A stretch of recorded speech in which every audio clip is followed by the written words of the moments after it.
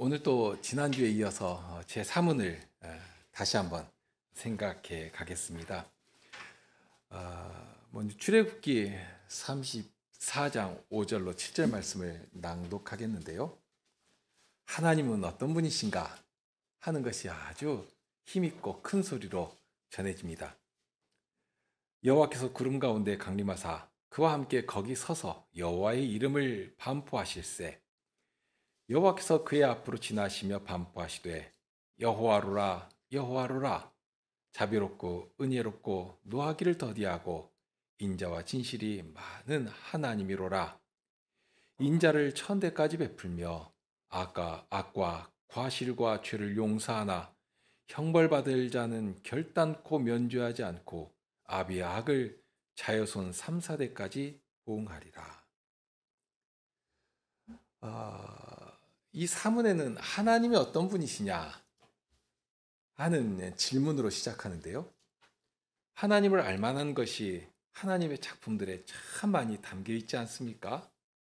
광활한 우주의 질서나 자연 만물에서 그 사실을 확인할 수 있지만 그것만 있는 것은 아닙니다. 무엇보다도 사람의 본성 가운데 하나님을 알만한 것이 가득 담겨 있습니다. 사람의 종교성은 또 어떻습니까? 지난주에도 생각했지만 아테네 사람들이 얼마나 종교성이 가득했는지 모릅니다. 이 신, 저 신을 만들어 섬기다가는 나중에는 우리가 알지 못하는 신도 있을 수 있다 하고서는 아예 알지 못하는 신에게라는 그런 제단까지 만들어가지고 섬길 정도로 그렇게 평소에 종교성이 많아서 무슨 신인지도 모르는 신을 섬길 만큼 그런 사람들이었는데요. 그런 본성이 아덴 사람에게만 있는 것은 아니지 않습니까? 정말 모든 사람들에게 다 있습니다. 이유가 있습니다. 사람이 하나님의 작품이기 때문에 그렇습니다. 하나님을 알만한 것이 사람 가운데 가득 있기 때문에 그렇습니다. 그런 관념들, 정서들, 그리고 우리나라 사람만 보더라도 참 대단한 종교적 열성들이 있지 않습니까? 다른 나라 예를 들 필요가 없는 것이죠. 얼마나 종교적 열심이 강합니까? 그러니 그런 식으로 하나님을 알만한 것들이 가득가득하니까 그것만 가지고도 하나님을 향해서 부지런히 움직여 나가야 할 것 같은데 그런데 그러지를 않은 것입니다. 달리 말하면 하나님께서는 사람들에게 하나님을 알만한 것들을 이렇게 심어주셨습니다. 바로 하나님의 형상대로 사람을 지으셨기 때문입니다. 그러니 우리에게 있는 것 또는 눈에 보이는 것, 자연 만물 가운데 가득한 것, 그것을 가지고 하나님을 찾아가야 합니다. 그렇게 찾도록 이것이 하나님께서 우리를 대하시는 방식인데요. 그런데 하나님이 아닌 다른 것을 찾으려고 합니다. 하나님 말고 하나님만 아니면 된다는 그런 아주 악한 생각을 가지고 하나님 아닌 것을 하나님으로 만들어 섬기는 그런 자리에 떨어지는 것입니다. 로마서 1장 20절 이하의 말씀에 이렇게 나오죠. 창세로부터 그의 보이지 아니하는 것들 곧 그의 영원하신 능력과 신성이 그 만드신 만물에 분명히 보여 알게 되나니 그러므로 저희가 핑계치 못할지니라. 하나님을 알되 하나님으로 영어롭게도 아니하며 감사치도 아니하고 오히려 그 생각이 허망하여지며 미련한 마음이 어두워졌나니 스스로 지혜 있다 하나 우준하게 되어 썩어지지 아니하는 하나님의 영광을 썩어질 사람과 금수와 버러지 형상의 우상으로 바꾸느니라. 오히려 허망해지는 것이죠. 그러면서 자기는 지혜롭다고 하면서 썩어지지 아니하는 하나님의 영광을 썩어질 것들. 오늘날로 하면 사람의 과학적 업적이나 물질 문명의 성과들이나 이런 것들을 하나님처럼 추앙하며 살아가는 것입니다. 그러면서 물질 문명을 토대로 해가지고 마치 자기가 하나님이라도 된 것처럼 아주 높아져가지고 예전 바벨탑을 쌓던 노아의 후손들이 딱 그런 시가 아니었습니까? 우리 성과 대 꼭대기를 하늘에 닿게 하여 우리 이름을 내고 온 지면의 흩어짐을 면하자 하고 했는데요. 그런데 오늘날이라고 해서 그러한 가치가 달라진 것이 있는가? 전혀 달라지지 않았지 않습니까? 이름과 모양만 달라졌지 본질은 똑같은 것입니다. 과연 해 아래 새 것이 없다 하고 하신 말씀처럼 참 그 말씀이 진리인데요. 이런 증거들을 보더라도 너무 분명하지 않습니까? 사람이 이런 수준밖에 안 되는 것입니다. 그러니까 이거 아니라고 못한다. 아니라고 못한다는 것입니다. 창조 세계 그리고 우리 본성 속에 이렇게 심어주셨으니까 이걸 거부하면 거부할수록 더 강하게 하나님의 어떠하심을 찾을 수밖에 없게 되어 있습니다. 그 허망함, 그 공허함을 다른 것으로는 메울 수가 없거든요. 성경은 바로 그런 기본적인 사실 위에다가 하나님에 대해서 선언적으로 알게 하십니다. 사람들의 논리나 증명의 방법을 통해 가지고 하나님이 계시니 많이 하는 그런 논리를 펴지 않습니다. 아주 선명하게 하나님은 이런 분이시다 하고 하나님이 어떤 분이신 것을 하나님께서 하신 일을 통해서 알게 하시면서 하나님을 섬기는 자리로 나아가도록 그런 길을 아주 친절하게 안내해 줍니다. 그 처음이 창조의 권세를 나타내는 말씀으로 시작합니다. 태초에 말씀이 계시니라. 이 말씀은 하나님과 함께 계시다 하면서 시작하지 않습니까? 정말 처음 창조의 모든 일을 시작하시고 완성하신 그 말씀. 그런데 동일한 말씀이 이제는 우리 안에 새 영을 창조하시는 이 두 번째 창조의 모든 역사도 친히 이루어 가십니다. 그러니까 처음 창조가 없었다면 둘째 창조도 없는 것이고요. 없겠죠, 당연히. 동시에 둘째 창조를 모른다면 첫째 창조에 대해서도 알 수가 없게 됩니다. 비밀은 하나님께서 당신의 뜻을 선포하시는 이 하나님의 말씀을 믿느냐, 믿지 않느냐 하는 거기에 있습니다.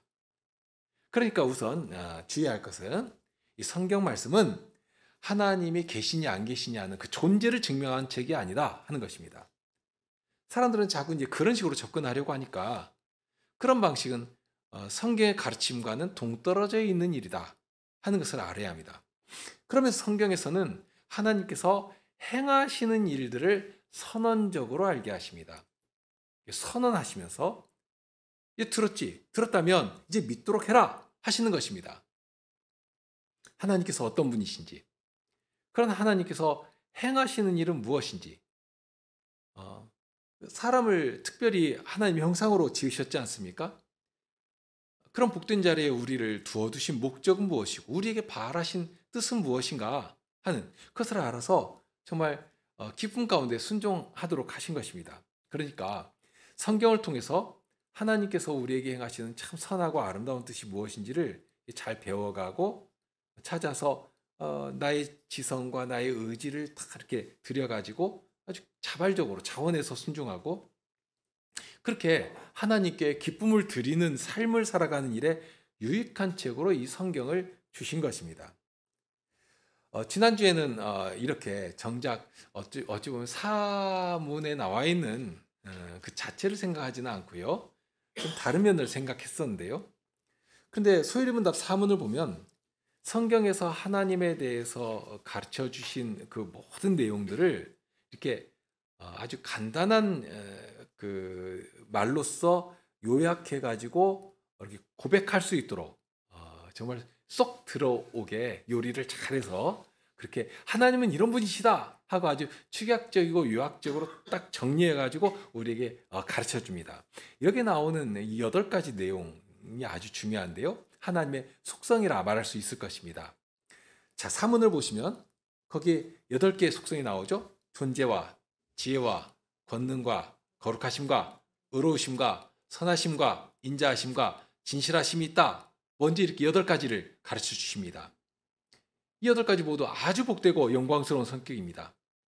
그런데 생각해 보면 지금 방금 말씀드린 8가지 속성은 하나님에게만 있는 속성은 아니거든요. 일정 부분 하나님의 형상으로 지음받은 우리 사람들에게도 아주 많이 공유되어 있는 그런 내용들입니다. 우선 처음 나오는 존재는 존재 자체니까 별 설명이 필요 없죠. 무슨 뭐 데카르트의 철학을 가져오지 않더라도 생각하는 나에 대한 뭐 존재를 거부할 수 없다. 뭐 그런 것이겠죠. 존재하는 것. 그렇게 하나님으로 인해서 우리가 존재하게 된 것입니다. 그런데 그런 존재 안에 지혜와 권능과 거룩하심과 의로우심, 선하심, 인자심, 진실하심 이런 것들이 우리 사람에게도 이렇게 전가되어 있는 것입니다. 전해져 있는 것입니다. 다만 이런 속성들을 좀 생각해 보면 존재에 이어서 나오는 모든 속성은 항상 독단적이고 독립적으로 가치를 드러내는 것들은 아닙니다. 관계 속에서 그 의미하고 가치를 나타내는 그런 속성들이거든요. 그러니까 무인도에서 평생 죽을 때까지 혼자 살아가는 사람이라면 이런 것들이 그렇게 별 의미와 가치를 드러내지 않는, 어떤 면에서 필요도 없는 그런 것들입니다. 항상 관계 속에서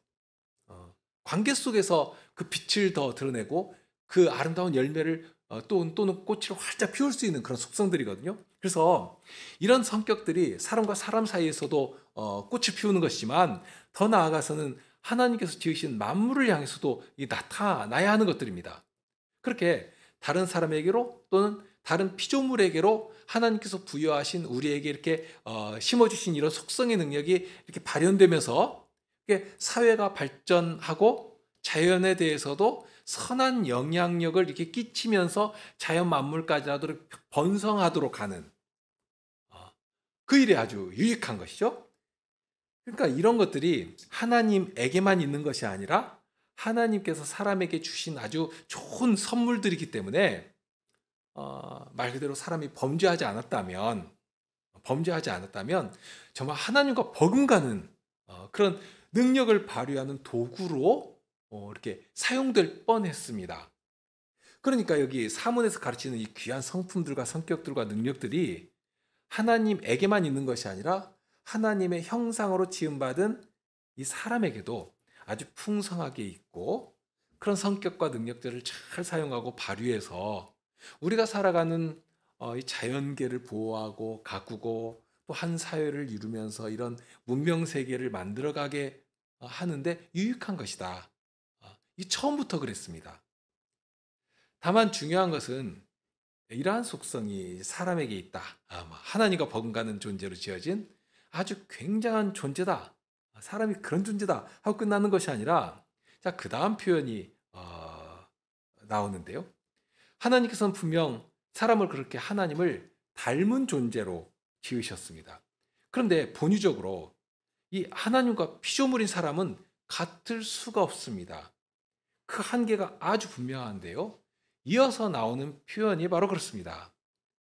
우리에게도 하나님의 복된 성격과 성품이 이렇게 전해져 있어서 그런 것들을 통해서 아주 좋은 일들을 하고 굉장한 정말 창조적 능력을 발휘할 수가 있는 것인데요. 그런데 그렇게 될지라도 사람은 언제까지나 피조물인 것이지 창조주가 될 수가 없습니다. 그 부분에 대한 설명이 바로 무한하시다, 무궁하시다, 불변하시다 하는 표현입니다. 이 무한, 무궁, 불변하는 이 속성은 오직 하나님에게만 있습니다. 여기 나오는 무궁하시다 하는 표현을 우리에게 익숙한 표현으로 바꾼다면 영원하시다, 영원이라는 표현과도 바꿀 수 있는 말입니다.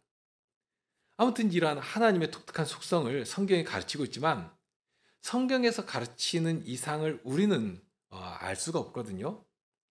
하나님께서 정하신 일을 누가 판단할 수 있겠으며, 또 하나님께서 왜 그렇게 하시느냐 하고 따져 물을 수 있겠는가.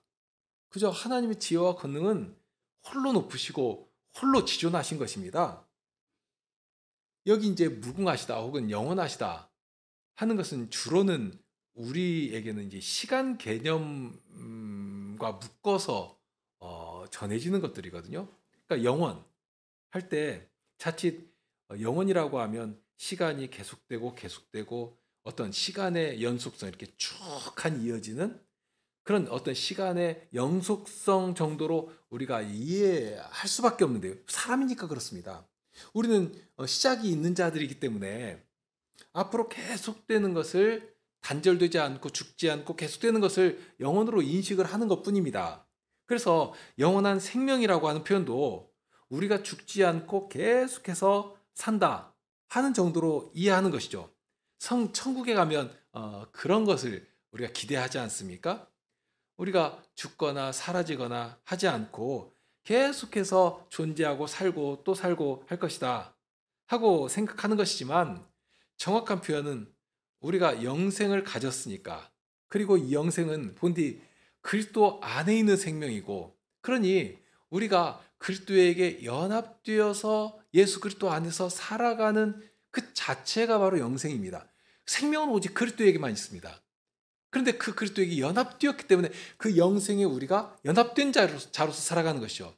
다만 영생이 연합되었지만 거기에는 근본적인 차이가 발생합니다. 그리스도와 연합해서 영원토록 살지만 그리스도와는 본질적으로 같을 수가 없는 것이죠. 그리스도는 시작이 없는 분이십니다. 시작이 없어요. 사람은 시작이 있지 않습니까? 지어지기 전이 있고 지어진 후가 있습니다. 우리가 없던 때가 있고 잉태되어서 존재하게 된 그 이유가 있습니다. 그런데 그리스도에게는 그런 것 없습니다. 성경에 태초라는 표현이 있죠? 이 태초를 우리는 시간 개념으로 생각합니다. 무슨 과학자들이 말하는 것처럼 빅뱅 이런 어떤 시작을 생각을 하는데요. 다만 이 태초라는 표현은 그렇습니다. 하나님께서 모든 일의 시작을 알리는 표현입니다. 이 태초란, 정확하게는 하나님께서 당신을 우리에게 알리시는 이 계시의 일이 시작된 그 시점이 바로 태초입니다. 그러니까 하나님께서는 시간을 초월하고 계시고 공간도 초월하고 계시고, 하나님은 영이시니까, 신이시니까 모든 물리적인 한계를 월등히 초월해 계신 분이십니다. 시간이나 물리적 법칙이나 이런 것은 모두가 하나님의 그 피조물, 그러니까 창조물에 불과합니다. 하나님께서 만드신 것에 불과합니다. 그러니 본디 그 모든 것을 초월해 계신 분이십니다. 그게 과연 무엇일까? 우리는 알기가 참 어려운데요. 부활하신 예수님의 모습에서도 살짝 엿볼 수 있는 게 있지 않습니까? 분명 물리법칙으로 보면 동일한 시간에 동일한 공간을 두 물질이 공유할 수가 없습니다. 쉽게 말하면 내가 여기 있으면 여기 내가 있는 이 자리, 동일한 공간을 두 개의 물체가 공유할 수는 없죠. 만일 그렇게 그런 일을 시도한다면 둘 중에 하나는 파괴됩니다. 뚫고 지나가든지 아니면 부서지든지 그렇게 되겠죠? 그것이 물리 법칙입니다. 그런데 부활하신 예수님은 그런 거 상관없이 막 움직이신단 말입니다. 동일한 공간, 동일한 시간, 이런 법칙이 하나님께는 전혀 제한이 되지 않고, 그러니 필요하면 즉시 여기 계시고, 그런데 영으로 계신 것이 아니라 예수님께서는 부활하신 몸으로, 정말 신령한 몸으로 계시면서 제자들에게 이렇게 만져보라고도 하시고 또 음식도 잡수시고 이렇게 하시지 않습니까? 어떤 것인지 우리가 참 상상도 하기 어려운데요. 실은 우리가 앞으로 입게 될 영광스러운 몸이 바로 그렇다 하고 알려주신 것인데요. 미리 보여주신 것이죠. 그러니까 공간이나 이런 것, 어떤 자연의 법칙이라고 하는 것에 제한을 받지 않으시고 중력이나 인력의 법칙을 완전히 초월해 계신 그런 것을 이렇게 살짝 엿볼 수 있는 장면 아니겠습니까? 그러니까 부활하신 몸을 가지고도 그런 신비한 일을 보여주셨는데, 본디 영이시라면 그런 제한에 대해서 말할 것이 없는 것입니다. 또 하나는 우리가 영원한 영광의 몸을 입는다고 해도 예수님과는 본질적으로 같을 수가 없습니다. 어떤 면에서 그런가 하면 우리는 여전히 시간의 한계 안에 살아갑니다. 신이신 하나님은 과거나 현재나 미래나 그런 시간 개념에 구속받지를 않으십니다. 우리가 현재라는 말을 사용을 하지만 엄밀하게 따지면 현재는 딱 말하는 순간 과거로 바뀌어버리죠. 그런데 하나님은 동시적으로, 실은 그 어떤 개념 자체가 사람에게, 피조물에게나 해당되는 개념이거든요. 우리는 어쩔 수 없이 시간이라고 하는 물리적인 한계 안에 살아가니까 그러니까 우리가 시간이라고 하는 그 흘러가는 촘촘한 틈 속에서 우리가 살아가는 것 아닙니까? 그런데 공간 개념과 시간 개념이 하나님의 무한하심, 무궁하심 이런 것을 절대 제한하고 속박하지 못한다는 것입니다. 어제나 오늘이나 내일이나 그런 것이 하나님께는 아무런 장애가 되지 않습니다. 필요하면 동시적으로 보시고 동시적으로 모든 일을 하실 권세와 권능이 있으신 분이십니다. 하나님은 그런 것에 구애되거나 장애를 받지 않으시거든요. 그런 히브리서 13장 8절에 예수 그리스도는 어제나 오늘이나 영원토록 동일하시니라. 예수님은 그런 분이십니다. 다만 중요한 것이 그러면 그런 무한하고 무궁하신 분이시니까 아무렇게나 하시는 것인가? 여기에서 하나님의 경영과 섭리가 나옵니다. 하나님께서는 본디 그런 무한하고 무궁한 분이신데 한 번 뜻을 세우시면 정하신 뜻을 결코 굽히거나 변경하지 않으십니다. 그래서 불변하신 분입니다. 구체적인 예가 있습니다.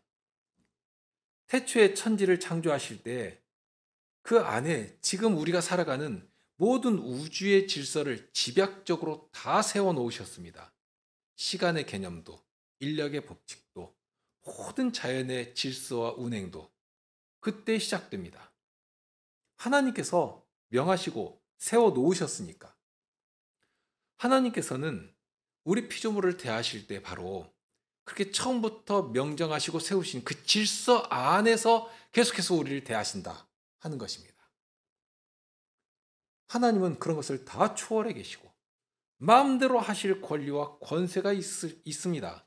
있지만 하나님께서 태초에 그것을 법으로 정해 놓으셨기 때문에 당신의 무한하심을 그 안으로 축소시켜서 행사하시는 것입니다.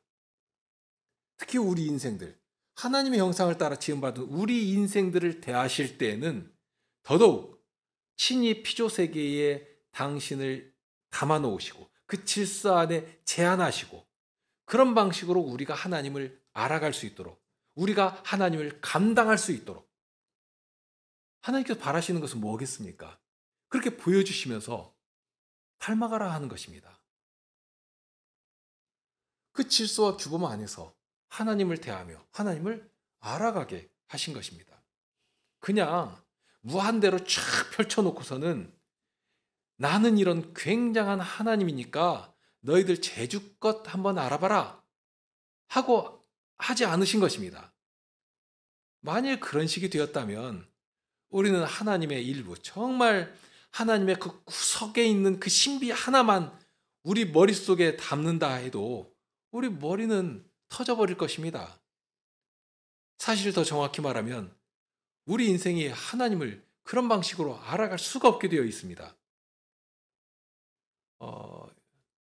그런 예를 몇 번 드렸는데 아이들에게 아직 덧셈도 뺄셈도 안 배운 아이들에게 적분이니 미적분이니 뭐 이런 문제 탁 던져주면서 너 이거 며칠까지 풀어 하고 하면 풀 수 있겠습니까?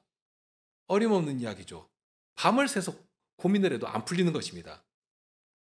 그러니 풀 수 있게 하려면 차근차근 수준에 맞춰서 더하기, 빼기, 곱셈, 나눗셈, 그다음 방정식, 이 함수 이런 거 착 가르쳐 주면서 그러면서 차근차근 올라가고 마침내는 딱 풀 수 있게 되는 것 아니겠습니까? 그렇게 해야 하는 것이죠. 하나님의 무궁하심, 무한하심을 그냥 있는 대로 탁 펼쳐놓고서는 너희들 한번 제주껏 알아봐라 하고 명하셨다면 우리 인생은 시작도 못하고 망할 것입니다. 그런데 하나님께서 그렇게 하지 않으시거든요. 우리가 알만한 한계 안에다가 당신을 지극히 작은 존재로 만들어 제한시키십니다.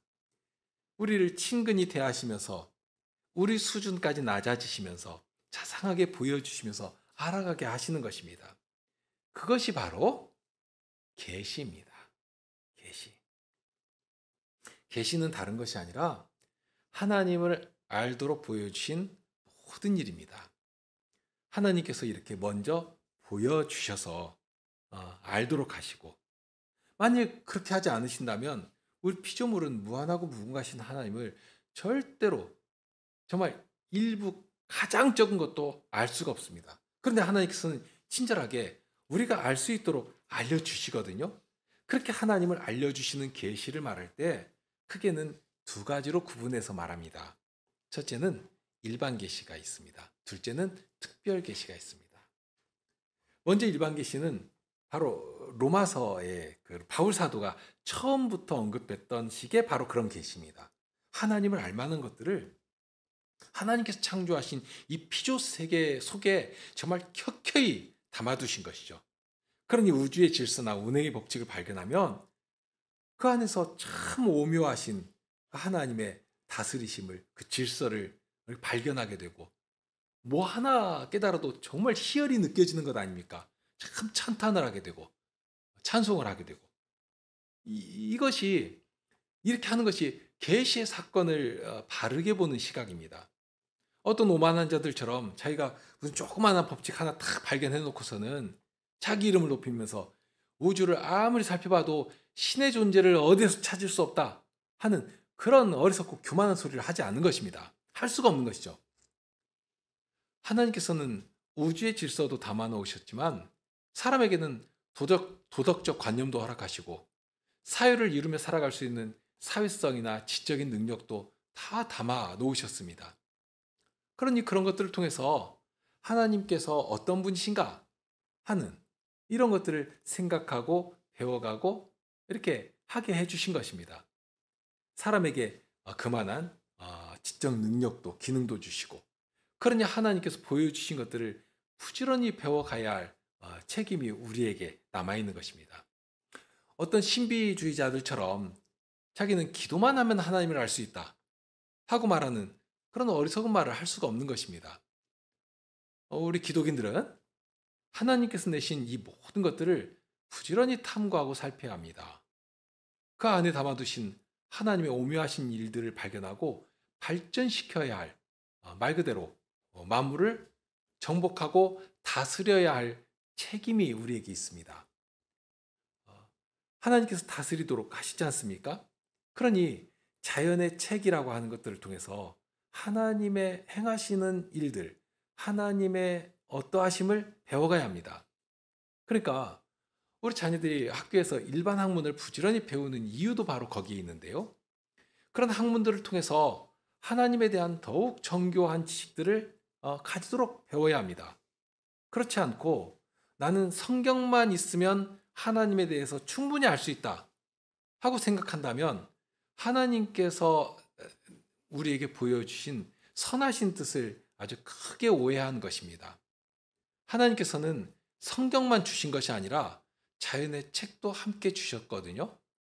그러니까 이 자연의 책을 통해서 알아야 할 학문들을 부지런히 배워야 하는 것이고 그럴 때 하나님의 나라를 건설하는 자리에 쓰임을 받게 되는 것입니다. 하나님의 나라는 전 우주적인 나라이거든요. 그러니 학교에서 공부하는 것도 부지런히 하고 더욱 깊은 지식을 연마한 일에도 힘을 써야 하는 것입니다. 자, 이런 식으로 하나님께서는 우리에게 하나님을 알아가도록 다양한 방법을 내셨고 무엇보다 그런 사실에서 하나님과 같은 이런 무한하고 무궁하신 분께서 이런 한계 안에 당신을 이렇게 제한하시면서 우리로 하여금 하나님에 대해서 알아가도록 하셨다. 참 하나님은 지혜로우시고 우리를 따뜻하게 대하시는 참 사랑이 많은 분이시구나 하는 것을 느끼게 되는 것이죠. 그런 것이 하나님의 그 일반 계시입니다. 그렇기 때문에 일반 계시를 통해서 하나님을 믿지 않는 사람들도 굉장히 많은 유익을 얻습니다. 세상 사람들도 그렇게 한다면 우리 하나님의 백성들이라면 더욱 하나님께서 베푸신 이 자연의 책을 탐구하고 배워야 하겠죠? 남들보다 더 열심히 하나님 지으신 세계를 탐구하며 그 과업을 하나님께서 우리로 하여금 알도록 하신 과업을 세상 사람들에게 빼앗기지 않도록 해야 합니다. 자, 그러면서 이것만 일반 계시만 있는 것이 아니라 아까 말씀드렸죠? 하나님을 알도록 하신 다른 방법이 또 있습니다. 이것이 훨씬 중요한데요. 바로 특별 계시입니다. 특별 계시는 말 그대로 하나님께서 당신의 사랑하심을 입은 자들에게 특별하게 알려주신 방식입니다.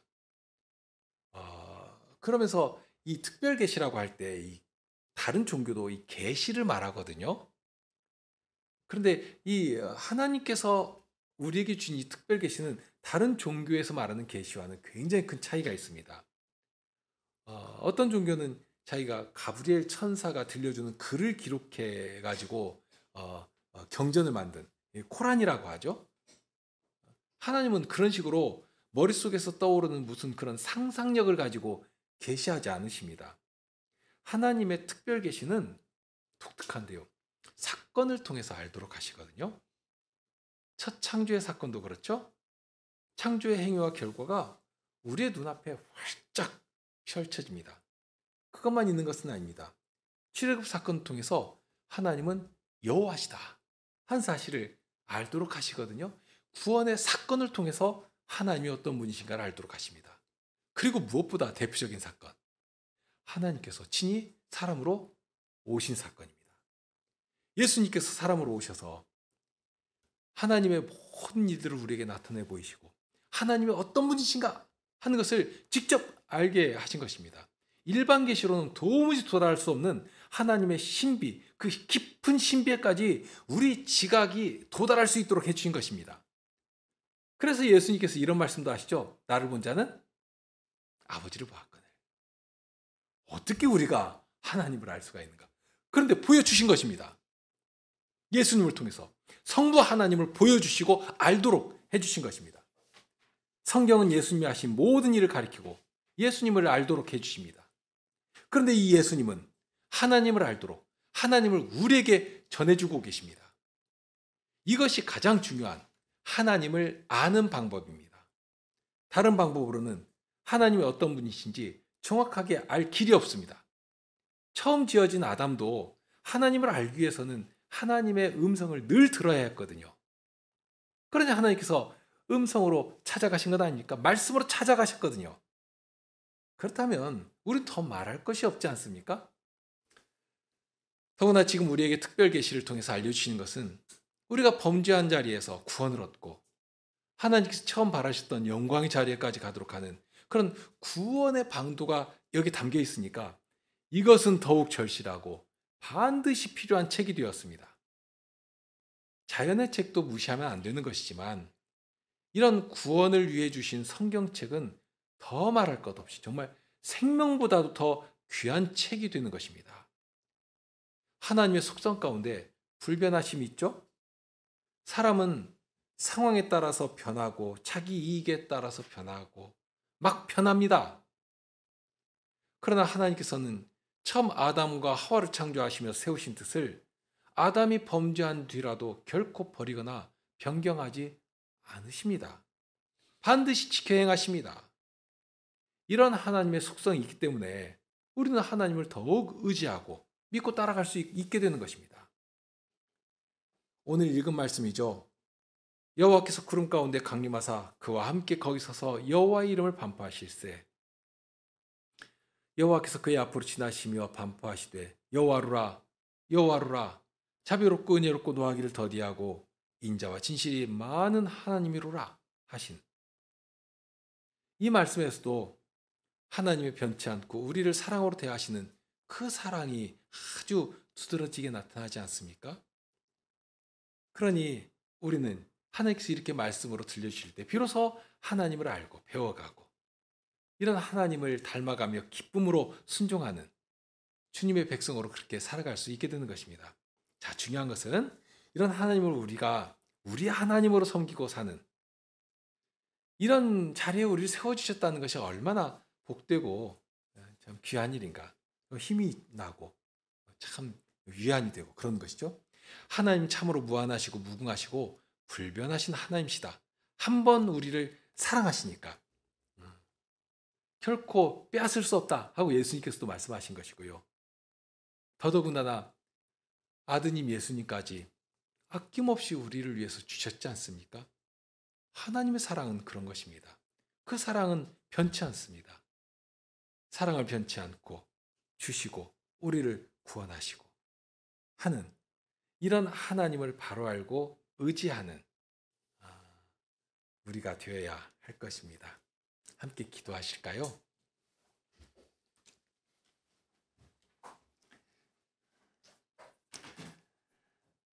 제 인생이 하나님을 알아 하나님의 어떠하심을 닮아가며 이 땅에서부터 거룩한 하나님의 나라의 성격들을 가지고 복된 교회를 이루어가게 하시니 진정 세상과 구별되는 하나님의 사랑을 알며 그 안에서 위로를 받게 됩니다. 이제도 주님께서는 제 일을 통해 영광 받기를 기뻐하시고 하나님이 만물을 통치하시는 경영을 저희의 순종을 통해 이루어가기를 바라시는 것인데, 그러니 무엇보다 주님을 더욱 배워가며 알아가며 그렇게 저희 말을 통해 그리고 저희 행실을 통해 하나님의 사랑이심과 의로우심과 거룩하심을 전하며 자랑하는 그런 자들이 되기를 소망합니다.